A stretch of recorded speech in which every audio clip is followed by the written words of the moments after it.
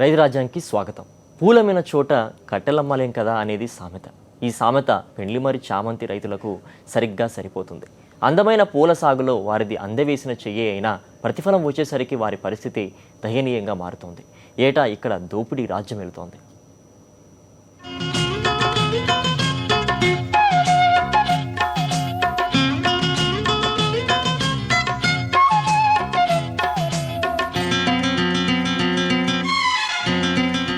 ఈ పూల తోటలను చూడండి, ఎంతో ఆహ్లాదాన్ని పంచుతున్నట్లున్నాయి కదా.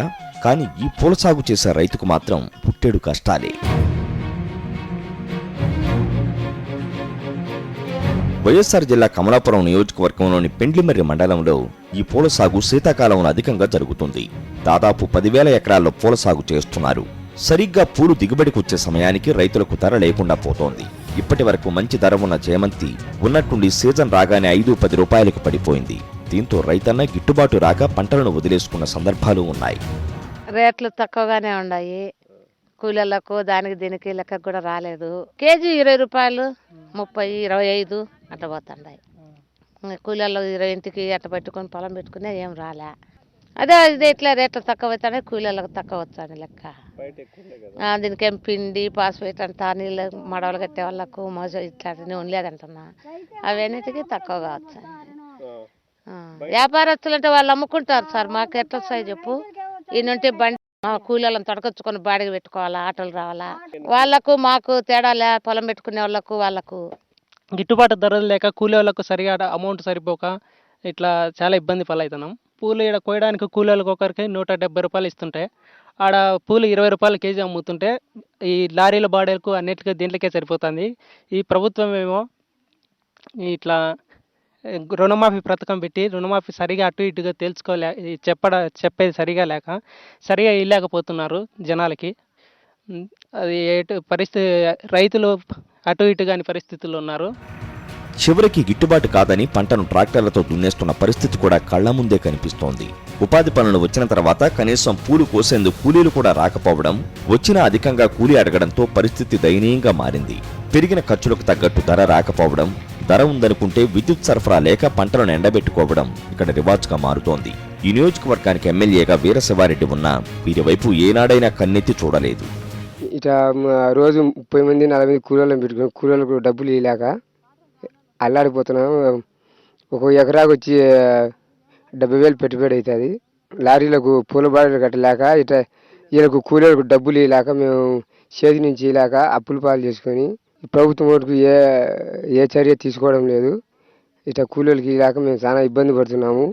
గిట్టుబాటు ధర లేక మేము అల్లాడిపోతున్నాము. 3 లక్షలు పెట్టుబడి పెట్టినాము. 1 రూపాయి కూడా చేతికి రాలే. పెట్టుబడి కూడా రాలే. కూలీలకు 170 రూపాయలు కూలి ఇచ్చి కూలీల చేత కోయించుకుంటున్నాము. ఏం చేయాలి మేము? ఇంకా ఎల్టీని దాగి సావాలా? పూల రైతుల దుస్థితికి దళారీ రాజ్యమే కారణమని అందరికీ తెలిసినా జిల్లా అధికారుల నుంచి మార్కెటింగ్ శాఖ వరకు ఎవ్వరూ పట్టించుకోవడం లేదు. చెన్నై, బెంగళూరు ప్రాంతాల నుంచి వచ్చిన దళారుడు ఒక్కసారిగా రేటు తగ్గించేయడం, పూలు క్వాలిటీ లేవంటూ ధర రాకుండా చేయడం రివాజ్గా మారుతోంది. మరోవైపు పూలు పండించాలంటే సరిపడా సాగునీటి వస్తు ఉండాలి. బోర్లు, బావులపైనే ఇక్కడి రైతులు ఆధారపడుతున్నా వారికి సరిపడా విద్యుత్ ఇవ్వడంలో ప్రభుత్వం చేతులెత్తేస్తోంది. దీంతో దిగుబడి కూడా తగ్గిపోవడంతో రైతులు తలలు పట్టుకుంటున్నారు. ఈ సంవత్సరం లేగా చాందిని, పేపర్ వైటు, పచ్చ చామంతి ఇవన్నీ వేస్తాము. మామూలుగా మా పెళ్లిమరి మండలంలో 30,000 ఎకరాలు ఉంటుంది. దీంట్లో గాను బాగా రేటు గిట్టుబాటు ధర బాగా ఉంటుంది అని పూల వ్యాపారస్తులు చెప్తా ఉంటారు. మేము దానివల్ల పూలు బాగా వేయడం జరిగింది. మేము వేసిన తర్వాత ఈ పూల పంట పెట్టినాము. ఈ పూలు వేయడంలో అక్కడ రేట్లు కేలం డిమాండ్గా పడిపోయింది. అందువల్ల ఇప్పుడు రైతు ఏమీ చేయలేని పరిస్థితిలో ఉన్నాము. కనీసం గిట్టుబాటు ధర 10 రూపాయలు కూడా పోయేటగా లేవు కేజీ. అటువంటి ఇబ్బందిలో ఉన్నాడు రైతు. మేము బెంగళూరు కానీ, మెడ్రాస్ కానీ, విజయవాడ కానీ తీసుకుపోతాము. ఎక్కడ పోయినా కూడా కనీసం గిట్టుబాటు ధర అనేది లేదు. 10 రూపాయలు 20 రూపాయలు కదంటే ఎక్కువ ఎక్కడా లేదు. ఇక రైతు వద్ద కిలో 10 రూపాయలు కొనుగోలు చేసిన పూలు బయట మార్కెట్లోకి వచ్చేసరికి 80 రూపాయలు పలుకుతోంది.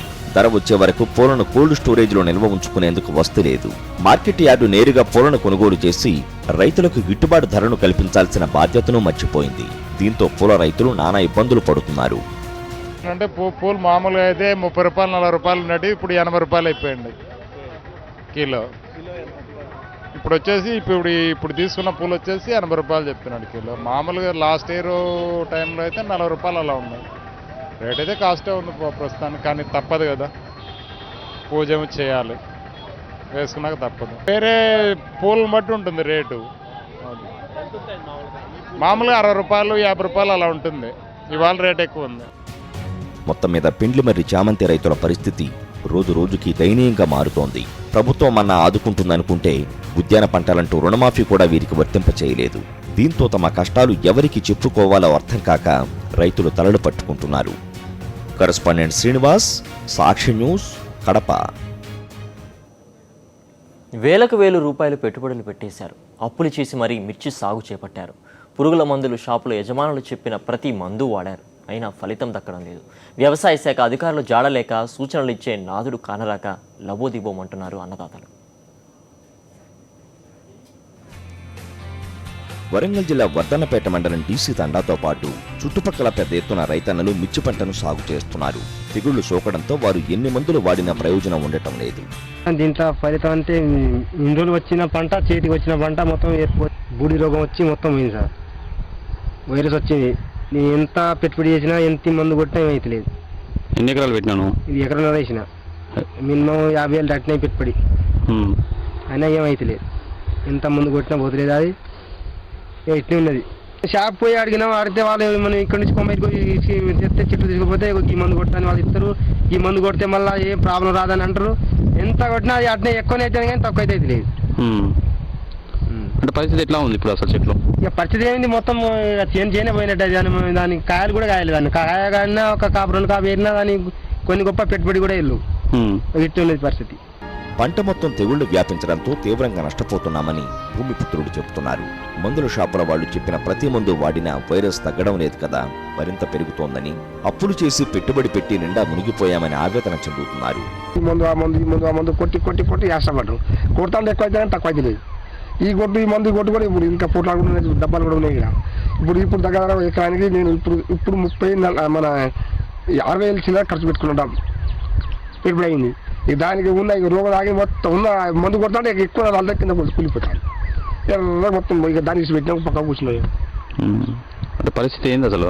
పరిస్థితి మందు ఆగు పరిస్థితి ఏం లేదు. ఇక అది చూస్తే నీళ్ళు కూడా కడితే పోయి ఇంటికాడ పడుతుంది. ఇంకా పోతలేదు. అంటే వాళ్ళని అడిగిన అసలు అడగ పోయి డబ్బా చెట్టు కూడా పోయి అడిగినాం.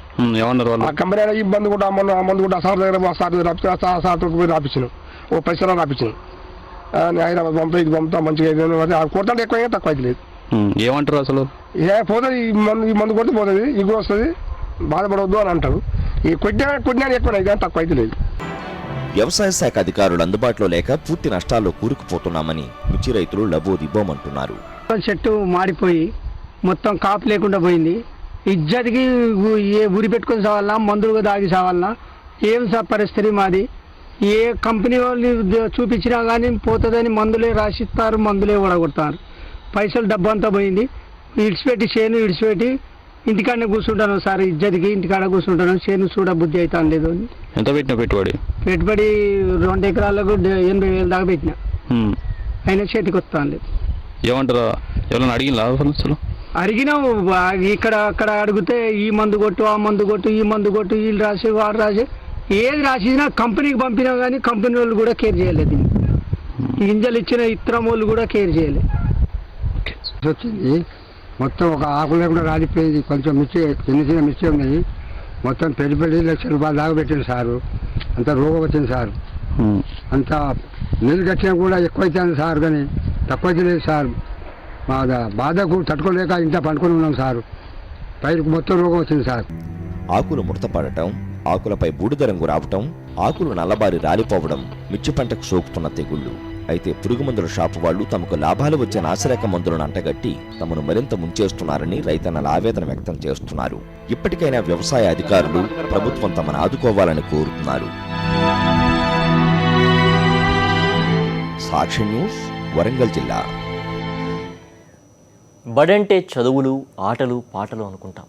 కానీ ఆ పాఠశాల విద్యార్థులు చదువులతో పాటు వ్యవసాయం నేర్చుకుంటున్నారు. తమ పాఠశాల ప్రాంగణంలోనే కూరగాయలు, పండ్ల మొక్కలు సాగు చేస్తూ పాఠశాలను హరితవనంగా మార్చేస్తున్నారు. వీరి ప్రతిభను గుర్తించిన ప్రభుత్వం ఇప్పటికే 2 సార్లు ఈ పాఠశాలకు పర్యావరణ మిత్ర అవార్డును అందజేశారు.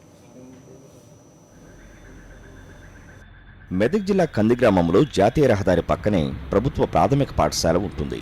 గత 4 ఏళ్లుగా ఇక్కడ వివిధ రకాల కూరగాయలు, పూల మొక్కలు పెంచుతున్నారు. పాఠశాల ప్రధానోపాధ్యాయునిగా పనిచేస్తున్న నర్సప్ప 2009లో ఈ పాఠశాలకు వచ్చారు. ఆయన రాకముందు పాఠశాల ఆవరణంతా పిచ్చి మొక్కలతో, ముళ్ల పొదలతో నిండి ఉండేది. ఆయన వచ్చి రాగానే తోటి ఉపాధ్యాయుల సహాయంతో మొదట పాఠశాల ఆవరణంతా శుభ్రం చేయించారు. అనంతరం మొక్కలను పెంచడంలో విద్యార్థులను భాగస్వాములను చేశారు. 4-5వ తరగతి విద్యార్థులను 5 మంది చొప్పున కలిపి 5 కమిటీలు ఏర్పాటు చేశారు. వ్యర్థాల నిర్వహణ, నీటి సంరక్షణ, శక్తి సంరక్షణ, జీవ వైవిధ్య, సంస్కృతి కమిటీలను నియమించి పాఠశాలను నందనవనంగా తీర్చిదిద్దారు. మా సార్ స్కూల్లో బాదం చెట్లు, అన్ని పూల చెట్లు, జామకాయ చెట్లు అన్నీ పెడతారు. మేము మధ్యాహ్నం భోజనానికి స్కూళ్ళకెంచే తోటలకెంచి తెంపుకొని తింటాము. స్కూల్కి వస్తే మా అమ్మ నాన్నలు మమ్మల్ని ఇంటికి కొనక మెచ్చుకుంటారు. మా బడికి వస్తే నాకు ఆనందం అనిపిస్తాయి. మా సార్ గారు మంచిగా మాకు చెట్లు పెట్టినారు, కూరగాయలు పెట్టినా మేము ఇదే తింటాం. రోజు మేము ఈ తోట నుంచి తెంపుకొని పాలకూర, తోటకూర ఇదే వండి తింటాం. మా సార్ గారు పెంచిన వంకాయ, మిరపకాయ, కాకరకాయ అన్నీ పెట్టాం. బాగా చెట్లు పెట్టినారు. ఇంకా మిరపకాయల చెట్లు పెట్టినారు మా సార్. ఇంకా అరటికాయ చెట్లు పెట్టినారు. మా సార్ గారు మంచిగా చదివిస్తారు. మా టీచర్ మేము చెట్లకి నీళ్ళు పోస్తాం. రోజు కొంచెం సేపు మళ్ళీ ఆడుకుంటాం. పాఠశాల ఆవరణలో మొత్తం 300 మొక్కలను పెంచుతున్నారు.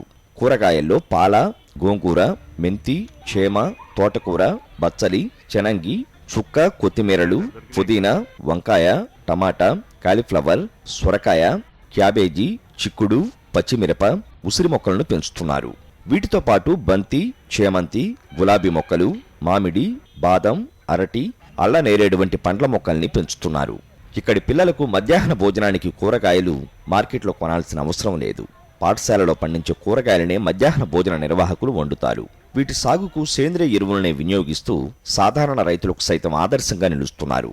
పాఠశాలను అందంగా తీర్చిదిద్దాలనే ఉద్దేశంతో ఇక్కడ పర్యావరణాన్ని చాలా చక్కగా పర్యావరణ విద్యను అందించుకుంటూ మరి రాష్ట్ర స్థాయిలో పర్యావరణ విద్యా కేంద్రం వారి ద్వారా వచ్చినటువంటి స్కీమ్లో దీన్ని అభివృద్ధి చేయాలని చెప్పి రాష్ట్ర స్థాయి పోటీలో పాల్గొనడానికి అప్లై చేసుకొని ఇది 5 అంశాల్లో దీన్ని విస్తృతంగా ప్రచారం నిర్వహించి చెట్లు నాటడం, మొక్కలు నాటడం, మరి కూరగాయలు పండించి మధ్యాహ్న భోజనంలో వాడటము, మరి సేంద్రియ ఎరువును తయారు చేయడము, అదే ఔషధ మొక్కలను పెంచడము, మరి ఇవన్నిటి మీద విద్యార్థులకు అవగాహన కల్పించి విద్యార్థులను, ఉపాధ్యాయులను, గ్రామ సర్పంచును, వార్డు మెంబర్లను, డాక్రా గ్రూప్ వాళ్ళను, అంగన్వాడీ వాళ్ళను, మరి ఇతర పాఠశాల వాళ్ళను అందరినీ కూడా భాగస్వామ్యం చేసి ఈ పర్యావరణ విద్య పట్ల అవగాహన కల్పించుకుంటూ ఈ పాఠశాలను అభివృద్ధి పథంలో చేస్తున్నాము.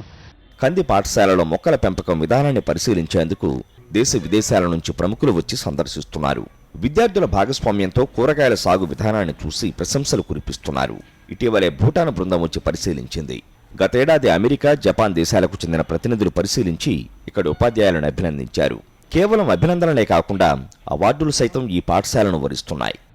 పర్యావరణ మిత్ర కింద ఈ కంది గ్రామ ప్రాథమిక పాఠశాలలో 2వసారి రాష్ట్ర స్థాయి అవార్డు రావడం గర్వకారణం కంది గ్రామానికి. ఇక్కడ నర్సప్ప సార్ 4 years నుంచి ఇక్కడ ఉన్నారు. పిల్లలకి పౌష్టికాహారం అనేది వాళ్ళకి మన ఎరువుల గురించి కానీ దాని గురించి అవగాహన వాళ్ళకి కల్పించారు. పర్యావరణ మిత్ర రాష్ట్ర స్థాయి అవార్డుకు వరుసగా 2 సార్లు ఈ పాఠశాల ఎంపికైంది. 2012-2013 విద్యా సంవత్సరంలో మొదటిసారి అవార్డుకి ఎంపికై 10,000 రూపాయల నగదుతో పాటు ప్రశంసా పత్రం అందుకున్నారు. 2013-14 విద్యా సంవత్సరానికి కూడా పర్యావరణ మిత్ర ప్లస్ అవార్డుకి ఎంపికైంది. కరెస్పాండెంట్ విష్ణు, సాక్షి న్యూస్, మెదక్. ఇవి వాళ్ళ రైతురాజ్యం విశేషాలు. తిరిగి రేపటి రైతురాజ్యంలో మళ్ళీ కలుద్దాం.